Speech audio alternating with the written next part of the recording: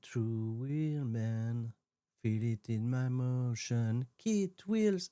Oh, comment ça va? Oh, excusez-moi, je m'enjaillais un petit peu. Bon, allez, c'est l'heure de parler de cet épisode de SmackDown qui s'est tenu dans la soirée du vendredi 16 janvier 2026 depuis la Wembley Arena de Londres en Angleterre, Royaume-Uni. Le premier épisode de la nouvelle ère pour le show bleu, à savoir l'ère Drew McIntyre. Un épisode qu'on a vécu en live react hier sur twitch.tv/Turi316 et le live react est disponible avec les images pour les abonnés au Patreon. Et j'attire votre attention, n'hésitez pas à prendre des abonnements même gratuit au Patreon parce que j'y mets pas mal de contenu gratuit dont justement les Royal Rumble qu'on regarde actuellement sur twitch.tv/Turi316. Il y a le 2005, il y a le 2008, il y a le 2015, le fameux 2015 et le 2016 qui sortiront la semaine prochaine. Et suivez-moi sur les réseaux sociaux, je vous tiendrai informé plus facilement de la prochaine session de ces rematages d'archives. Puisque oui, ça y est, on est dans la route du Royal Rumble. Et ouais, mais il y a quelqu'un qui va enfin s'annoncer officiellement pour ce Royal Rumble. Mais c'est pas l'unique focus, puisque au programme ce soir à SmackDown, 4 singles match qualificatifs pour déterminer un aspirant numéro 1 au championnat de Drew McIntyre. Ils se régleront ces 4 hommes dans un 4-way match lors de Saturday Night's Main Event qui se tiendra dans la nuit du 24 janvier au 25 janvier 2026 depuis Montréal, Québec.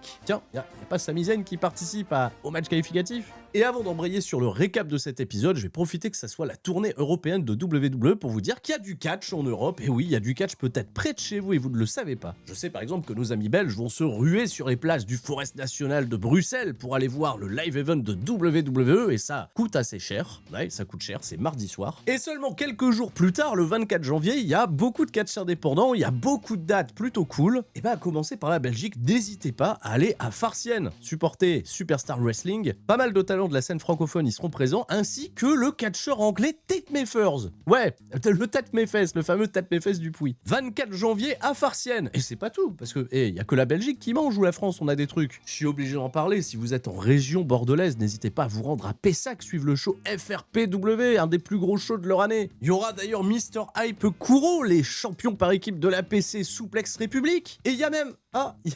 je le connais lui, c'est mon fils, ouais, il est à Bordeaux, et moi je pourrais pas y être, bah non. Bah si vous êtes dans les parages, n'hésitez pas à faire un selfie, à lui faire un coucou, à savoir s'il a bien fait ses devoirs. Et surtout, assurez-vous qu'il gagne son match, et ce dans les règles. De mon côté, le 24 janvier, vous le savez certainement, je serai du côté de Fâche-Tuménil dans le nord de la France pour le show Banger Zone Wrestling, où viendra catcher pour la première fois en France un certain Tetsuya Naito.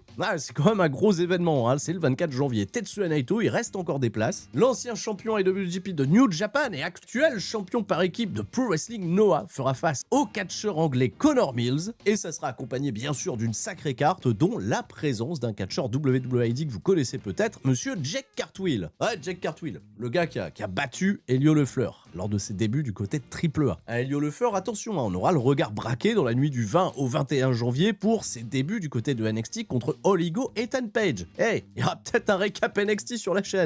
Déjà constate à faire un live react en pleine nuit. Bref, et parlant de WWID, bah oui, on a le champion WWID qui vient pas plus tard que ce week-end en Europe. Dimanche 18 janvier, bon là c'est du côté des Pays-Bas, mais c'est pas inintéressant de savoir qui Cappuccino Jones affrontera, puisque c'est la sensation belge, le jeune prodige qui est, je pense, totalement sous le radar des grosses compagnies mondiales désormais. The Young Savage, Ricky Sosa. Et Ricky Sosa, depuis quelques semaines, c'est un peu la folie sur les réseaux sociaux. Il y a beaucoup d'anglophones qui commencent à beaucoup s'intéresser à cette pépite. Et ouais, Ricky Sosa n'est peut-être plus le secret le mieux gardé de l'Europe. Je referme la parenthèse ici, on est parti pour le SmackDown Recap. Et ce, bien entendu, après le générique. Et un et deux et seulement deux, pas besoin de plus pour être heureux. On se détend, on allume l'ordi, c'est l'heure de retrouver Spirit. Ça va causer de 619, de son pom de pedigree. Mais si comme moi t'as rien compris, t'es quand même le bienvenu.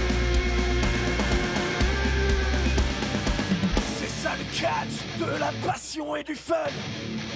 On se prépare pour le corps à corps, donc tout le monde reste fort. Ça m'amuse un peu parce que je sais, je vois les stats, je sais qu'il y a des gens qui zappent l'intro pour aller directement au récap et c'est dommage, vous passez à côté d'incroyables infos. Mais après, je peux l'entendre parce que c'était un épisode de SmackDown particulièrement riche en catch. 7 matchs au programme, hein, dont certains qui étaient impromptus, qui n'avaient pas été annoncés. Beaucoup de catch, certes, mais beaucoup de coupures publicitaires. Ah ouais, non, là, pour ceux qui découvrent justement SmackDown sur Netflix avec le direct et les coupures publicitaires, ah, on l'a expérimenté en live react, il y en a beaucoup, ils étaient pas prêts, hein, fallait se mouiller la nuque, hein, alors que pourtant, il n'y a pas plus de coupures publicitaires que depuis que le catch existe à la télévision. Hein. C'est le programme, c'est la WWE. Les diffusions aux États-Unis, c'est généralement 5 coupures publicitaires de 3 minutes par heure. Voilà.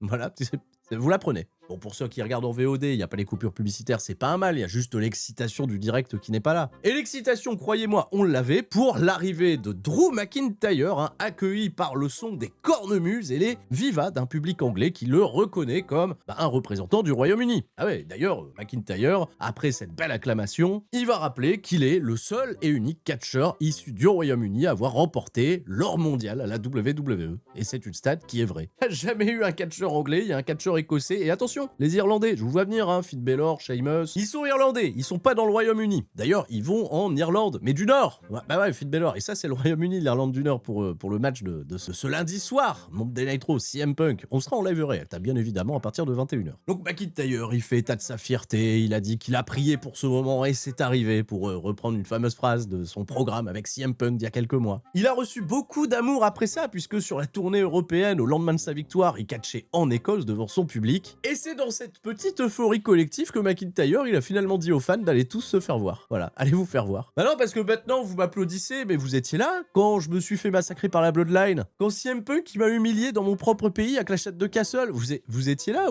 Non, vous vous foutiez de ma gueule. La seule personne que je vais réellement remercier pour ce que j'ai accompli, c'est moi-même, évidemment, DUE. McIntyre très fort sur cet ascenseur émotionnel, et surtout, il va s'adresser à l'ancien champion indisputé de WWE, Cody Rhodes. D'ailleurs, il aime bien dire l'ancien champion. Bah McIntyre, il a un message à faire passer à Cody Rhodes quand il a signé le contrat pour le 3 Stages of Hell de la semaine dernière. Et ben, il a pas lu une petite clause peut-être Cody Rhodes, il aura pas de rematch. Il aura pas de rematch, c'est back of the line. Si tu veux avoir ton opportunité, bah tu gagneras ton opportunité, je sais pas moi, en gagnant le Rumble, Elimination Chamber, peu importe, tu te démerdes, de toute façon tu n'y arriveras pas. L'ère McIntyre commence et l'ère McIntyre va être interrompue par un premier catcheur qui va se positionner et c'est pas véritablement celui que j'attendais. Non, PLC, plein les couilles ça veut dire. Randy Orton. Ah oui, bah Randy Orton, il a un bel accueil, bien sûr, les gens ils chantent son thème, ça va, ils ont pas remis le compteur de décibels, là pourtant ils auraient pu. Oui, parce que le public anglais, il a été particulièrement chaud hein, sur cet épisode. Non, je comprends qu'ils aient une histoire, que Randy Orton, il vient s'adresser à McIntyre, que McIntyre, il a hésité à buter Orton il y a quelques semaines. Orton, par contre, il a dit, moi, j'hésiterai pas hein, pour te tuer, McIntyre, et prendre ce titre et devenir 15 fois champion du monde de la WWE. Sauf que voilà, hein, sur les 4 dernières années, des McIntyre, Randy Orton, on en a soupé, on en a marre. J'ai eu l'impression d'en avoir vu plus dans ma vie que des John Cena, Randy Orton. Ils se prennent la tête et ils sont interrompus par un troisième homme qu'on attendait, peut-être. Ah ouais, peut-être. Bah oui, on nous a remontré les images de comment McIntyre, il a eu son sacre. Et bien cet homme en question, c'est Jacob Fatu. Et Jacob Fatu, alors lui, son arrivée au ring, ça terrifie Drew McIntyre. Il était en pleine confiance, le mec. Était... Là, d'un coup, il y a Jacob Fatu qui arrive et Jacob Fatu, bien évidemment, il vient casser la gueule à Drew McIntyre qui prend la poudre d'escampette et s'enfuit à travers le public poursuivi par Jacob Fatu. On verra où nous mène cette course-poursuite. Randy Orton, lui, il est pépère, il est dans le ring, il assiste à ça et il se fait surprendre par son adversaire du soir, à savoir le Miz. Skull Crushing Finale, gros impact du Miz qui va prendre un ascendant avant le début de son combat officiellement, avant qu'on parte à la pub. Et oui, donc de ce fait, pendant 3 minutes, le match aura commencé, on sait pas, non, Randy Orton, au retour de pub, il catch en t-shirt. Bon, Randy Orton, il a inversé les vapeurs, il a porté son RKO, il a battu le Miz, c'était peut-être un peu une formalité, je sais pas combien de temps de match a duré officiellement, bah ils ont noté 4 minutes 38 sur Cage Match. Bah 4 minutes 30, bah le Miz, hein, le Miz, hein, il nous fait rire le Miz, hein, il en avait fait des pieds et des mains là pour avoir son opportunité, bah voilà, bravo, bien joué. Randy Orton, premier catcheur qualifié pour Saturday Night's Main Event dans le 4-way match. Backstage, on va retrouver Drew McIntyre qui est en train de s'enfuir, mais visiblement il a distancé Jacob Fatu. Bah oui, parce qu'il est plus sur ses traces et McIntyre, en remontant le couloir, il tombe sur qui? Il tombe sur Ilya Dragunov. Alors McIntyre, il est sympa, il a quand même écouté Ilya Dragunov qui lui a juste dit ce qui était prévisible, à savoir je vais battre Sami Zayn, je vais venir prendre ton titre. McIntyre, il lui a dit ouais c'est ça, je casserai tes dents au Royal Rumble après avoir cassé celle de Jacob Fatu, puis hop, il s'est barré pendant que Ilya Dragunov regardait plein de confiance. Bon, alors j'adore Ilya Dragunov, hein, mais le segment servait à rien. Et on est reparti à la la pub, retour de pub, promo package nous résumant le dernier combat entre les Wyatt Six, mon arbre généalogique. Hop, Solo Sikoa, il a volé la lanterne de Bray Wyatt, c'est vraiment pas gentil. D'ailleurs, promo package des Wyatt. Ouais, les Wyatt, sauf Eric Rowan. Bon, Eric Rowan, non, peut-être qu'il tient la caméra, on sait pas, il était pas là. Et c'est Bo Dallas, en Bo Dallas, qui va tout simplement dire, attention, hein, et on vole pas. Et vous savez pas ce que vous nous avez pris, là, les MFTs, là, c'est pas qu'une simple lanterne, c'est une lanterne qui est notre guide, qui est notre lumière vers les ténèbres pour éviter que les ténèbres s'emparent de nous. Attention, Solo Sikoa, il va y avoir des conséquences. Ok, donc c'est peut-être un remake de la storyline de Leon de l'Undertaker, j'en sais rien. Plus tard, les MFTs, on va également les retrouver en pro package, et Solo Sikoa, il est bien content d'avoir la lanterne de Bray Wyatt. Il a l'impression d'avoir son pouvoir avec lui, il voit toutes les Fireflies à travers, et il va continuer de s'en servir pour amener son projet, à savoir, c'est quoi le projet de Solo Sikoa? Que tous les MFT soient couverts d'or, et on va commencer par les championnats par équipe, on commence par quelque chose de facile. Même si Solo Sikoa, je le rappelle, il est prévu un peu plus tard pour un combat contre Damian Priest, pour se qualifier Fatal 4-Way, Saturday Spain Event, potentiellement Royal Rumble, enfin bon, vous y croyez? Et c'est pas maintenant, parce qu'on retrouve Alexa Bliss, qui a été rejoint par Charlotte Flair, qui lui tape sur les fesses en lui disant « Hé, je suis de retour, je suis plus malade, Et de ce fait, Alexa Bliss, elle raconte « Oui, la semaine dernière, je me suis fait attaquer par Lashley John, par Nia Jax. » Alors on sait parce que juste avant de les retrouver, ils nous ont mis un promo package pour nous résumer ce qui s'était passé la semaine dernière, Alexa Bliss. Tu nous racontes ce qu'on vient de voir, les téléspectateurs à l'instant. Et Charlotte Flair, même si elle était malade, je pense qu'elle se tient informée de ce qui se passe. Alors vraiment, Alexa, elle boude, hein, elle dit à Charlotte Flair, j'étais en 2v1, t'étais pas là, mais Charlotte, elle réinsiste, j'étais malade, genre...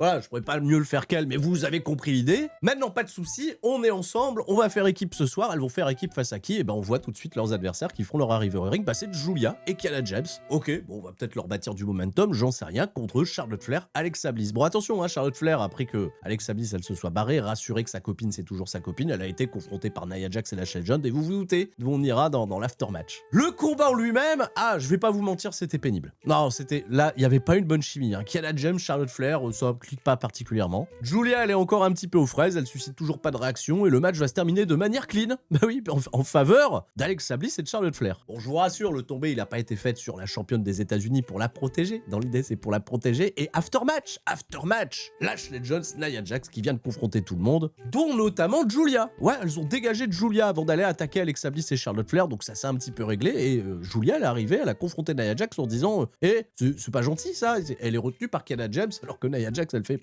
c'est qui la meuf? Bien sûr, Nia Jax, elle regarde pas Stardom. D'ailleurs, Julia, je sais même pas si elle a regardé elle-même ce qu'elle faisait à l'époque chez Stardom, parce que la Julia de Stardom, elle est un petit peu envolée. Figure-toi qu'on apprendra un truc beaucoup plus tard. La semaine prochaine, Triple Threat Tag Team Match pour déterminer des aspirantes au championnat par équipe. Je le rappelle, détenu par Yosuke et Rhea Ripley. Mais il n'y avait pas déjà des combats d'aspirantes qui ont été faits du côté de Monday Night Raw? Et puis d'ailleurs, pourquoi Julia et Kiana James, elles sont legit pour avoir une opportunité au titre? Elles ont battu qui en équipe?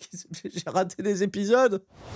C'est l'heure d'écouter un homme qui a tout perdu la semaine dernière. Et cet homme, c'est Cody Rhodes. Hein, il a tout perdu. Bon, les gens, ils font encore wow, mais il a perdu le soutien inconditionnel du public. Parce que, il y a des chants pour McIntyre, il y a des huées. Et Cody Rhodes, il entend. Tu vois, il ignore pas les huées. Il dit clairement qu'il s'y préparait. Il s'y attendait. Et ça peut s'expliquer très facilement. Les choses étaient devenues un petit peu répétitives depuis qu'il était le visage de la compagnie. Vous attendez que j'arrive, je fais bobo, je pose sur la corde, je regarde le ciel, insérer le nom de la ville, de quoi voulez-vous qu'on parle? Ok, c'est des choses qui tournaient en boucle et ça, il l'a compris, ça va lasser l'audience. Cody Rhodes, cependant, il veut quand même rassurer le peuple, essayer de regagner son cœur en disant que j'étais pas seulement le champion de la compagnie, à mon sens, j'étais bien plus le champion du peuple. Je ne vous ai jamais considéré comme de simples spectateurs, mais mes coéquipiers. J'ai peut-être pas anticipé ma défaite et peut-être que c'est tout simplement Drew McIntyre qui était le plus fort ce soir-là. Alors Cody Rhodes, il a cité les noms de Hulk Hogan.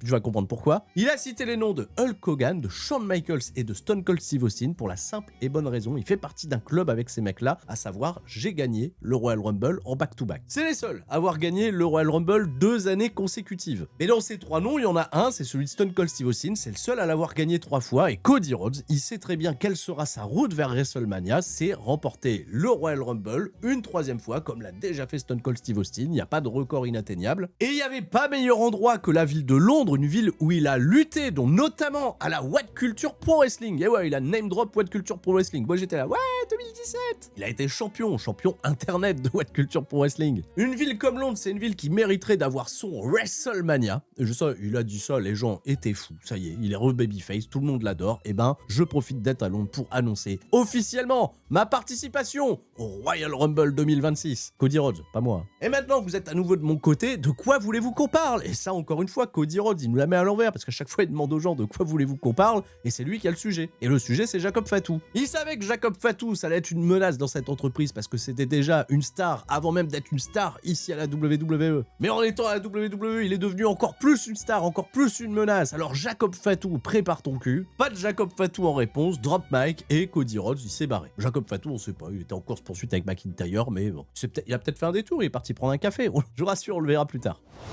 Bon allez, on s'apprête à voir du catch là, parce qu'il y a des combats qualificatifs, et justement, c'est Trick Williams contre Matt Cardona. Bon, après que Matt Cardona, il ait dit au micro de Katy Kelly qu'il était déçu que son pote Cody Rhodes soit plus champion, mais c'est pas grave. Il a cette opportunité, il est parvenu à la WWE pour enfiler des perles, et son objectif, c'est d'être pour la première fois de sa carrière champion indisputé. Fait rire. Bah, il a perdu contre le nouveau venu du côté de SmackDown en provenance d'NXT, qui est déjà super over à cause de son thème d'entrée et de sa fameuse catchphrase Whoop that trick. Ah, Matt Cardona, l'exil de 6 ans, retour dans la compagnie, il va pas porter ses fruits de la même manière qu'il les avait portés pour Cody Rhodes et Drew McIntyre. Non, il a servi de viande fraîche pour Trick Williams, qu'on est en train de bâtir fort, et qui régale, qui est totalement à sa place. On est limite aux portes du face turn organique tellement les gens cheerent pour lui, quoi, alors qu'il est heal. Donc Trick Williams, il va gagner, il va se barrer, et là, musique de Kit Wilson. Oh my god! Oh my god! Réaction de baiser en Angleterre. Non, les gens, ils étaient fous. Ils ont entendu le thème de Kit Wilson, qui est anglais d'ailleurs, l'ancien Pretty Deadly. Il en profite parce que Elton Prince, il est blessé pour une longue durée d'ailleurs. Grave blessure à la nuque, on va souhaiter à Elton Prince de s'en remettre. Kit Wilson, il a son nouveau gimmick, son nouveau thème d'entrée. C'est devenu un petit peu viral sur les réseaux et pas que sur les réseaux. Ah, vous étiez en live avec moi sur Twitch, hein, ceux qui savent. Et bah, Kit Wilson, il va croiser Trick Williams, il va pas le calculer. Il va croiser Matt Cardona, il va faire puis il va l'attaquer dans le dos. Et là, c'est génial. Il l'attaque dans le dos, il le jette dans l'escalier d'acier. Là, la musique, elle s'est arrêtée. He defeated Keith Wilson. Et il repart tout fier, il relance sa musique, ça va. Voilà, et ils sont partis à la pub. Non, ils sont pas partis à la pub. Ils sont partis en interview, en promo backstage avec Damien Priest pour préparer son match contre Solo Sikoa. Alors, Wepa Time, avec tout le respect, les gens à Londres, ils s'en foutaient. Ils voulaient cheer pour Kit Wilson qui restait dans le ring. Wepa, il avait juste le t-shirt Wepa, mais il a pas dit Wepa. Et puis, de toute façon, le projet Damien Priest, il existe encore. Et au retour de publicité, retour dans le ring avec Kit Wilson qui va dire que tout le monde est toxique, encore une fois. Mais les gens à Londres, ils s'en battent les couilles, ils l'adorent, ils le tirent. Et Kit Wilson, il va terminer par se faire attaquer. Par qui? Par Jacob Fatu qui est dans son dos. Alors je pense qu'ils ont voulu faire ça pour que le move soit cool, que Jacob Fatu il défonce celui qui est perçu peut-être comme Triple H, comme un sombre abruti, tu vois, un heel arrogant de bas étage. Et bah figurez-vous que le public a hué Jacob Fatu. Oh no!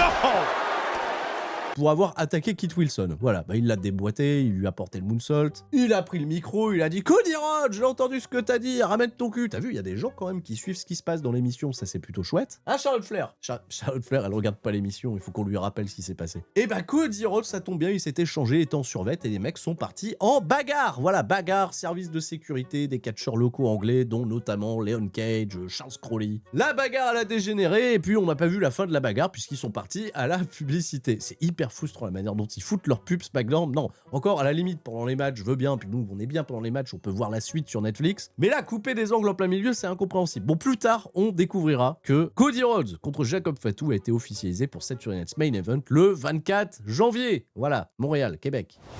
Allez, troisième match qualificatif, c'est Damien Priest qui fait face à Solo Sikoa qui s'est pointé avec les membres de MFT et surtout avec la lanterne de Bray Wyatt. L'entrée était plutôt stylax. Alors ça lui a pas donné des pouvoirs de fou, il a pas fait le moveset de Bray Wyatt pour autant, Solo Sikoa, il a fait du Solo Sikoa, à savoir se planquer derrière ces mecs qui vont gruger dans le dos de l'arbitre. Mais pas de bol pour Solo Sikoa, il y a Talatonga, il s'est fait gauler. Ouais, l'arbitre à un moment il gole Talatonga et lui dit vas-y toi tu dégages, tu retournes backstage, mais pas les autres. Damien Priest il a fait un bon comeback, il a eu des bons coups de pied, voilà, l'expérience taekwondo ça paye un petit peu. Solo Sikoa, bon il a comme d'habitude, il fait ses têtes marrantes mais il est pas non plus excitant. Et là bam, je sais plus après quel fait de jeu, les lumières vont s'éteindre, elles vont se rallumer et les Wyatt ils se tiennent, enfin les Wyatt, ceux qui sont là, sauf Eric Rowan malheureusement, ils sont sur la table des commentateurs pour piéger Jeff Cobb, Tamatonga, Tongaloa, et puis ça part en bagarre à l'extérieur du ring, ils les font fuir, de ce fait hop, Solo Sikoa il est distrait, il part s'attaquer à l'Uncle Howdy pour lui claquer la tête sur la table des commentateurs et au retour dans le ring il se fait surprendre du SummerSlam Event de monsieur Damien Priest qui va remporter la victoire, se qualifier pour Saturday Night's Main Event Et l'Uncle Howdy, Bo Dallas, est-ce qu'il va récupérer sa lanterne après le match? Eh ben non, parce que Talatonga, lui, il s'est pas fait poursuivre par les autres membres de la Wyatt Six. Lui, il a juste été renvoyé backstage, donc il est revenu et il a récupéré la lampe. Il a cassé la gueule de Bo Dallas et hop,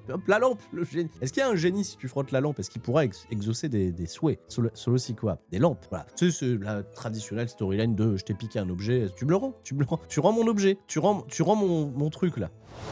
Sami Zayn marche backstage. Voilà, il marche backstage. Et qui tombe sur qui? Bah, il tombe sur Drew McIntyre, qui vient le chambrer. Alors, Sami, tu sais, McIntyre, il est content. Bah, il a vu que Jacob Fatou, il va plus lui courir après parce qu'il est occupé à courir derrière Cody Rhodes. Et il croise Sami, il lui fait tu crois que t'es encore dans la course au titre, toi? Parce que je te rappelle, Sami Zayn, petite piqûre de rappel sur le palmarès, histoire de bien poser le storytelling pour leur futur affrontement, sans doute. Toi et moi, on s'est affrontés 11 fois. Et par 11 fois, j'ai gagné. Rappelle Drew McIntyre. Donc, Sami Zayn, 11-0 quand même, c'est lourd. Hein, et ça va pas changer. Hein, même si tu te qualifies, je souhaite de te qualifier. Hein. Ça changera pas. Et bah Sami Zayn il fait si, ça changera. Ça, bah ouais. Il va pas dire non, bah ouais non t'as raison, je m'en vais, je me casse. Non, Sami Zayn il a pas été aussi précis, il a juste dit on verra bien. Non, let's see, c'est prévu. Ce soir dans le main event. Sami Zayn, Ilya Dragunov. Ça me tarde. Puis le climat, il est posé. Carmelo Hayes, il fait son Open Challenge. Et là, dans ma tête, je me dis, bon, ça va pas être Kit Wilson. Bon, ça va peut-être être Nathan Fraser. Bah, il est anglais, Nathan Fraser. On est chez lui. Et bah non, figurez-vous. Et bah non, parce que on a appris la veille, lors du premier épisode en weekly de TNA sur son nouveau diffuseur AMC. Ouais, ils nous avaient promis un épisode de zinzin pour leur première chez leur nouveau diffuseur. Bah, c'était pas bien, hein, l'épisode de TNA. Hein, oula. Et bah, les Dirt Sheets, ils nous ont révélé que Leon Slater, qui était censé normalement être prévu pour le pay-per-view de ce week-end, à savoir TNA Genesis, et ben il avait plus de visa. Bah il peut plus catcher aux États-Unis pour aller défendre son championnat X-Division. Ça veut dire qu'il est sagement en Angleterre. Bah alors, bah, ça tombe bien. Il y a Leon Slater qui est présent. Bah faites-le affronter Carmelo Hayes. Et bah c'est ce qu'ils vont faire, figure-toi. Et ça, c'était particulièrement cool. Leon Slater, qu'on avait vu au Saturday Night's Main Event de la retraite de John Cena, mais c'était pas un match qui l'a particulièrement bien choqué. C'était juste un combat en équipe avec Devon Evans qui a été expédié assez rapidement. Alors le jeune prodige anglais, il fallait faire honneur à cette réputation qu'il précède. Bien sûr qu'il va être dans le viseur de WWE dès lors qu'il en aura terminé avec TNA. Masterclass, terrible match hautement recommandé. Un excellent Open Challenge de Carmelo Hayes qui vend la jambe d'ailleurs. Il vend la jambe depuis son affrontement contre Shinsuke Nakamura. Ça, c'est très intéressant. Un Leon Slater qui a tenté par moment d'exploiter cette blessure. Malheureusement, son Swanton 450 ne connectera pas. Un des moves les plus spectaculaires. Alors, la réaction londonienne du public, elle était folle. Hein. Les chants pour Leon Slater, je me serais cru chez Rev Pro ou chez Progress Wrestling. Carmelo Hayes va finalement remporter la victoire après une avalanche suplex cutter. Je sais pas si c'est un nom ce truc, mais c'était très joli. Et cette victoire a été observée backstage par un homme, à savoir Shinsuke Nakamura. Vous voyez, il était devant l'écran, Shinsuke. Et il a perdu la semaine dernière. Mais ça l'empêche pas de regarder quand même la télévision. Et il a été dérangé par Tama Tonga. Ouais, parce que Tama Tonga, c'est vrai, on l'avait déjà vu regarder le championnat des États-Unis, ça l'intéresse. Et bah, il dit à Shinsuke Nakamura hey, toi, t'as eu ta chance, t'as perdu. Moi, je vais ramener l'or du côté de ma famille. Et Nakamura, il a fait une réponse en japonais. Voilà, il a fait une réponse en japonais. Alors, j'ai vu des trades de ce qu'il a raconté. Il a dit à Tama Tonga qu'il avait changé depuis qu'il s'était croisé du côté de New Japan. Ouais, Nakamura, je sais pas dans quelle dimension il a vécu parce qu'il a quitté New Japan en 2016 et Tama Tonga, c'était juste un membre pas très important du Bullet Club encore à ce moment-là. Il va voir un très très bon face turn bien plus tard et il va voir un bon run de babyface autour du championnat Never notamment. Mais si Nakamura, il faisait état de Tama Tonga, c'était un bon gars, bah ouais, peut-être c'était un bon gars à l'époque où il était Young Lion, voilà, pas pire, pas mieux. Tama Tonga, il a regardé ses pompes. Hein. Nakamura, il s'est barré, donc il y aura peut-être Tama Tonga contre Shinsuke Nakamura pour bâtir du momentum pour celui qui ira chercher Carmelo Hayes. Mais bon, Carmelo Hayes, il fait des Open Challenge, donc on n'a pas particulièrement besoin de construire ces challengers, hein, c'est l'effet de surprise. Et parlons de celui qui a pas fait l'effet de surprise cette semaine, à savoir Nathan Fraser. Bah non, il était occupé à faire des blagues à Johnny Gargano. Voilà, et Gargano, il était avec sa femme, il a monté le couloir. Là, il y a Axiom qui est venu le voir et il s'est fait attaquer par un autre Axiom et c'était Nathan Fraser. Voilà, c'est tout. Et il y a plus Ciampa. Ne se fait Gargano, il a plus de copains pour le défendre. Hein, Ciampa, voilà, Ciampa. On sait pas Ciampa s'il re-signe pas, mais pour l'instant, il n'apparaît plus à l'écran. Alors je m'excuse super vite sur le prochain match. Il y a Jordynne Grace, elle a battu Chelsea Green en à peine 2 minutes. Ce que vous devez en retenir, c'est que Jordynne Grace, elle a pas convaincu le public de fou non plus, et Chelsea Green, elle a pas particulièrement été protégée dans sa défaite. Il y avait surtout Jade Cargill qui était aux abords du ring pour assister à la victoire de Jordynne Grace, et elles se sont confrontées. Et pendant leur confrontation, Chelsea, elle a tenté de charger sur Jordynne Grace. Jordynne Grace, elle l'a esquivé, donc de ce fait, Chelsea Green, elle a percuté Jade Cargill, et Jordynne Grace, elle a récupéré la ceinture, elle a posé avec la ceinture, et il y aura certainement un match entre les deux, mais on sait pas quand. Voilà, c'est tout, pas plus à dire. Juste Trick Williams, il a été confronté par Damien Priest backstage et un match a été décidé entre les deux pour la semaine prochaine à SmackDown. Et c'est parti, Ilya Dragunov contre Sami Zayn. Gros accueil du public pour les deux athlètes, un peu plus de soutien quand même pour Sami Zayn qui va un peu plus camper la position d'underdog dans ce match, puisqu'il va, il va se faire un peu terrasser pendant une grosse partie du combat par un Ilya Dragunov qui avait des frappes très très sèches. Et Sami Zayn, il a dû révéler une grosse partie agressive en lui pour reprendre l'avantage, il va même faire saigner legit Ilya Dragunov après une série de droites au visage portées au sol. Ouais, c'était particulièrement rude. Un autre excellent match, un très très bon main event. On n'est pas arrivé sur une dimension aussi épique que la prise de titre d'Ilya Dragunov sur Sami Zayn il y a quelques semaines. C'est un Sami Zayn qui va aller jusqu'au bout de l'effort et arracher cette victoire après un Hell of a Kick. Sami Zayn se qualifie donc pour le 4-way match à Saturday Night Main Event devant son public de Montréal au Québec. On a quand même bien hâte de voir ça. Et après le match, il va se faire attaquer par Trick Williams. Et Trick Williams, la vache, confrontation avec Orton la semaine dernière, Damien Priest cette semaine, et puis rappel à ce qui s'est passé il y a 2 semaines en attaquant Sami Zayn. Il occupe une très très bonne place pour le moment à la WWE, Trick Williams. Je pense pas qu'ils sont en train de rater le projet. Et c'est ainsi que s'achève cet épisode de SmackDown qui était plaisant dans son ensemble. La seule chose qui a pêché, c'est cette division féminine qui était particulièrement aux fraises. Pour les matchs qualificatifs, ce qu'on a eu en AV1, c'était très correct. C'est tout pour moi. N'oubliez pas, pensez à aller voir du catch, à soutenir la scène locale pour les affiches qui arrivent prochainement le 24 janvier. Rendez-vous ce lundi 21h pour le live react de Monday Nitro. Je vous fais des gros bisous et je vous dis à la prochaine. Et tout le monde, reste fort, surtout mon fils. Ciao, bye bye.